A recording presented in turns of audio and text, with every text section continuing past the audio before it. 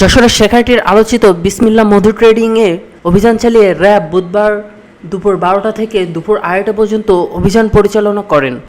অভিযানে ভেজাল মধু তৈরির বিভিন্ন সরঞ্জাম জব্দ করা হয়। এ সময় ভ্রাম্যমাণ আদালতের মাধ্যমে প্রতিষ্ঠানটির মালিক মাহবুবুর ইসলামকে 6 মাসের কারাদণ্ড এবং 50,000 টাকা জরিমানা করা হয়। র্যাব 6 যশোরের কোম্পানি কমান্ডার মেজর ফজলে রাব্বি প্রিন্স জানান, দীর্ঘদিন ধরে ওই প্রতিষ্ঠানে ভেজাল মধু উৎপাদন করে বাজারজাত করার অভিযোগ ছিল। এর ভিত্তিতে অভিযান পরিচালনা করা হয়। অভিযানকালে দেখা যায়, অস্বাস্থ্যকর পরিবেশে কৃত্রিমভাবে মধু তৈরি করে তা খাঁটি মধু হিসেবে বিক্রি করা হচ্ছিল।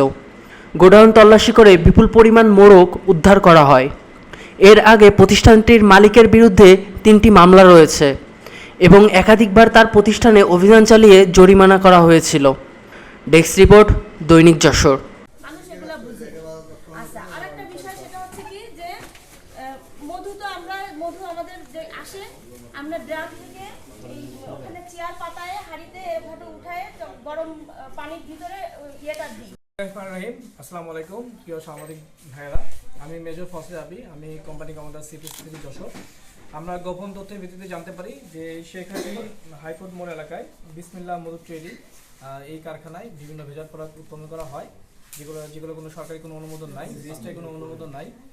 আমরা এই তথ্যের ভিত্তিতে আমরা বিজ্ঞ জেলা ম্যাজিস্ট্রেট এবং আমি বিএসটিআই যে ম্যাজিস্ট্রেট আছেন তাদেরকে নিয়ে আমরা অভিযান পরিচালনা করি এবং অভিযানের প্রেক্ষিতে আমরা জানতে পারি যে তার 7টি বা সম্ভবত 4টি লাইসেন্স কিন্তু অনুমোদন প্রোডাক্ট থেকে দেওয়া আছে কারখানায় প্রদর্শন করার জন্য, কিন্তু এর ব্যতিরিকে তারা বিভিন্ন ধরনের প্রোডাক্ট বানায় থাকে, যেমন লাইক কালো জিরা, পামকিন সিড, সাদা তিল, তামাকান, পঞ্চভূত পাউডার, যেগুলো কোনো প্রকার কোনো লাইসেন্স নেই এবং কোনো ট্রেডিং কোনো তাদের কাছে লাইসেন্স ছিল না।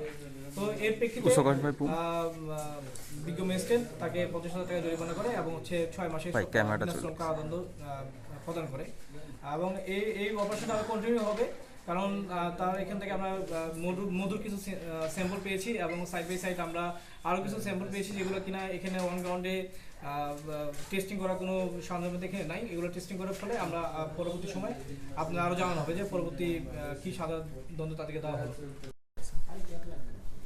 অপরাধ স্বীকার করায় ওনাকে ওজন ও পরিমাপ মানদণ্ড আইন 2018-এর 24-এর 1 ধারা লঙ্ঘনের দায়ে 41 ধারায় 50,000 টাকা অর্থদণ্ড ও 6 মাসের বিনাশ্রম কারাদণ্ড।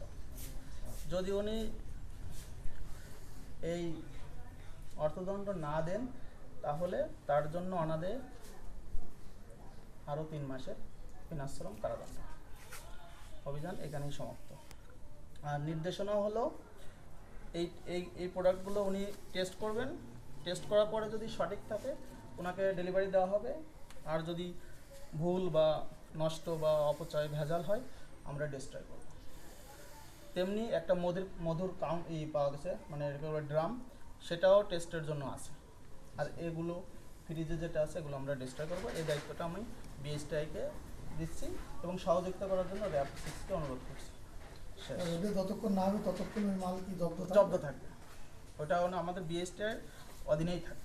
ওনারা কাজ করতে পারবে না, পারবেন না। ঠিক আছে, ধন্যবাদ। তাহলে ওনাকে করেন, কতগুলো মাল আছে ওগুলো কাটুন। এনকাউন্টার 6 মাসের কারাদণ্ড হয়েছে আর অর্থদণ্ড দিতে হবে 50,000 টাকা। নগদ। ঠিক আছে, ঠিক আছে।